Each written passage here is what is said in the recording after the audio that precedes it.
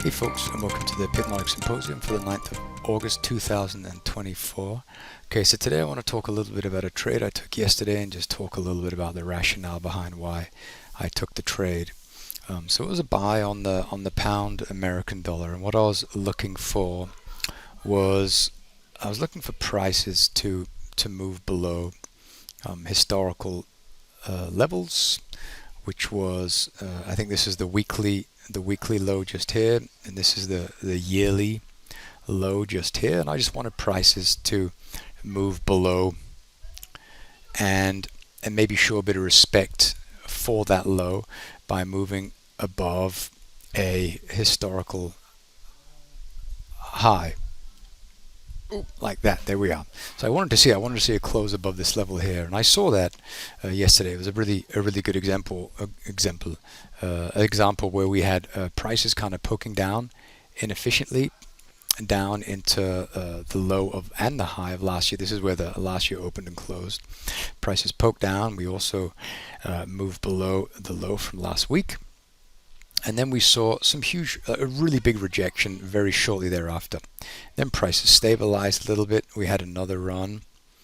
And then we started to do this. We started to move higher. So we traded above this high here, showing us that we have indeed an interest in keeping prices high. And then I put in my limit order down here to buy with my stop down here somewhere in anticipation of prices going back up to this is where I wanted to get out at, and I just had my eyeball on the sell zone for this zone, which is just here. And I got out a little bit early. It was last night before bed. I thought, well, I'm just going to get out. I don't want to let a good trade go bad, so I just clicked out at this price here. And this morning, when I woke up, prices were continuing to wriggle north, and we actually had a nice rejection just here, And then we had a little rejection. Prices moved back to these highs here, and now we're continuing to move higher here, headed towards some other historical levels. And so, the reason I took that is because, number one, I want to see prices move to a historical level and show respect for it. Okay, so I want to see, for example, like a previous period high or low. Okay, so this can be yearly, monthly, weekly, or daily. These are all valid. Okay, and I saw that here. This was two actually, the weekly and the yearly, which is super. So that was done. Then I wanted to see prices show respect. I just call it reject, which they did.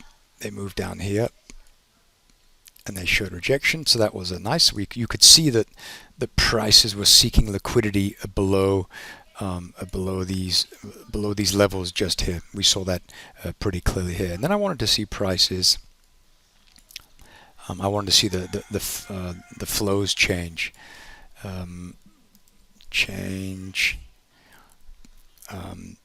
In flows. Okay, and we saw that once we were able to trade above this high here. Okay, so once prices went up here, I said, great, we had a change in flows, that's great. And so the next point is, where do you put your entry? Well, you want to put your entry at a buy zone on the other side of the market, and we had, as a matter of fact, a little tiny zone here. This is an area of demand because when prices left and came back to test the area, we were able to trade above this area here. So this is telling us that we have respect for that area there.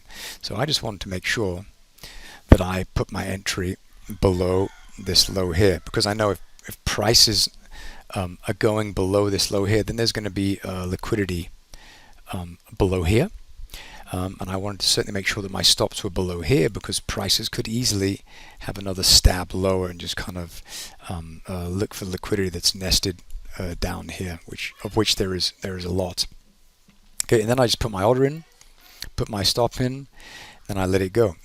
And again, for the exit, I try to identify an area where prices left from. You can see prices traded away from here, up, down, We traded through that zone. Okay, so this is actually the zone here. The sell zone is right there. Okay, so I just want to be out before that, at or before that. Okay, and notice if we reiterate a piece of yesterday's discussion, we spoke a little bit about when prices are trading higher and lower, the reason prices turn around at these points is because what they do is that they seek liquidity above the range, an established range. So here we have a high and a low. Prices came down to an area of demand or a buy zone, and then prices go outside. And so when prices leave a move like this, we have the origin of this move from here to here. Prices comes out. When they go outside, they're looking for liquidity that is external of the previous price structure. Okay, so this is from this point on, when prices go above here, I mean all of this here, this is all external liquidity. Okay, okay, and so you have to be mindful of that. When price goes out like that, it's looking for liquidity higher, and as you know, the liquidity thickens at the top of the book, you know, like this, and then price will eventually find its match, meet its match, and then prices will gradually turn around. But where do they turn to? Well, then they turn again to typically the area of demand that was responsible for causing prices to trade above this price structure just here. Okay, and so you want to, when you see something like this, prices go outside, when they move beyond a price structure like they did over here, there's a very, this is the opposite obviously, there's a very high likelihood that prices are going to pick up a lot of liquidity down here, is going to cause a shift in the supply and demand, causing prices to move higher until they find something down up here. Okay, and so prices now, they are going to do the same thing, where let's assume that they find something here that shifts the balance between supply and demand to the advantage of the sellers. Well, where is price going to go to? Well, price will typically look for the major swings like so. Okay, and because this is an important price point here, because when prices left here, they went above this high. When prices left here, they went above this high. Okay, so this is telling us that we have liquidity down here. I'm just going to put a dollar sign. We have liquidity down here, and this is telling us where we want to pay attention to. So you have to focus at these price points here, because this is a very typical spot for prices to gravitate to. And because we had this here, we can expect that we had a nice price inefficiency. These like to rebalance, and this is what we're doing until prices rebalance, which they will have done around here. What do we have now? We have a price inefficiency below price, and so prices are likely going to reach the other side of the book. We're going to see a shift in liquidity. The supply and demand will be offset once again, and I think maybe when we get around here-ish, maybe around here, this is when we're going to see prices begin to address these price inefficiencies that are below price. Okay, so notice that we have previous price highs and lows, and here I like to look at the yearly, monthly, weekly, daily. We want to see a rejection, which we saw here, which we saw here, and then we saw confirmation in flows, which we saw once prices moved above here. So when price does that, then we have a pretty good indication. Okay, super good. Now prices are beginning to flow in the direction that I want them to. Okay, and you can trade confidently, because you know, because prices were down here, that they've picked up enough liquidity to consume the liquidity above price, consuming it as price manages to move through. Because I mean, prices are moving through thin liquidity with greater ease than they are high liquidity, greater liquidity. So I got kids in the room next door. Okay, and so this is just something that you want to be mindful of. Okay, and so now we have this. Okay, so what do we have here? Well, we can see that we have prices went up here and we left, and this candle here, right here, this is where prices were able to move above this sell zone and this supply.